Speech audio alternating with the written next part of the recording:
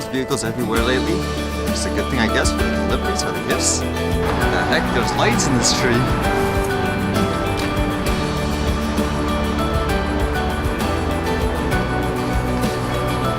I wonder if someone just randomly put that there, or the city did.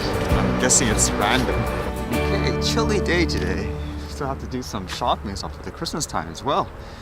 Although the news today, I think this is the theme of the year. It says, Quora security update. We recently discovered that some user data was compromised as a result of unauthorized access to one of our system by a malicious third party. So again, another one of these data compromise warnings. Seems like virtually every site is having that problem this year, huh? Does it make people afraid to use different sites, social medias and all that? I've actually never used this site myself as a user in terms of registering. I've always seen it pop up in search engines and stuff when people are trying to look for questions and answers, and it says it's affected over 100 million users. So time to change your information if you use that site. There was apparently a leak too on what that Samsung Galaxy S10 looks like. You can see here. I don't know, people were making a big deal about this notchless design and stuff like that. I'm looking at it here, if that is the final thing, is that really that fashionable? I'm looking at it like, ugh, doesn't look that great. It's better to have more screen, I guess, but I don't know if that'll win any design awards. I don't know if people prefer that kind of look.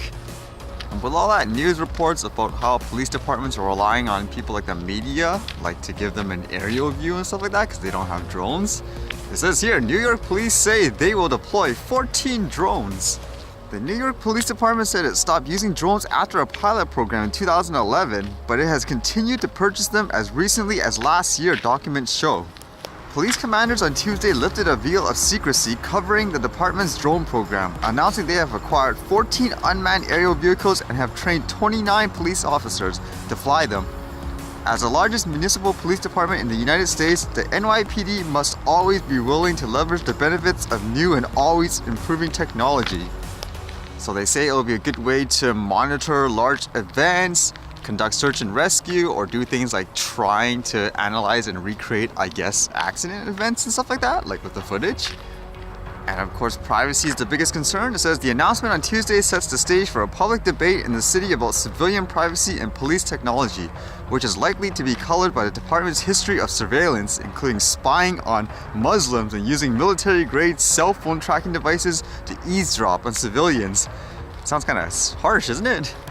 In many ways, I'm inclined to say it's time to update. Like, if you're willing to allow them to fly helicopters with high-powered cameras and stuff like that, what is the difference with this, like, in many ways? I don't know, like, could you ever stop anybody from misusing a technology where at the same time, because of that, it's not worth the benefit of it as well? I mean, that's up for debate, I guess. Because in many ways, overall, it's like me thinking where it's kind of ridiculous where people say, oh, you can't fly this drone in, say, this area because of this and that, whatever. But then you allow these huge helicopters and stuff to fly there, no problem. They make more noise. They basically could potentially spy on you more. So like that, I don't see what's the difference. If you're allowed that to be there, then why not the drones? So that would be my kind of take on this part here. Like, if you're allowing them to do that anyways, then why not with this if it's more efficient? So I don't know. To me, it actually seems a lot better in many ways. I mean, what would be the extreme in the other way to say, no, like this will be worse in every single way, so get rid of it? Because they mentioned things about smartphone spying and stuff like that. I mean, if that's the case, like let's say they did that or whatever, then does that mean the police department shouldn't be allowed to use smartphones? Does the negative outweigh the positive? I think that's usually the ultimate question and stuff like this, right?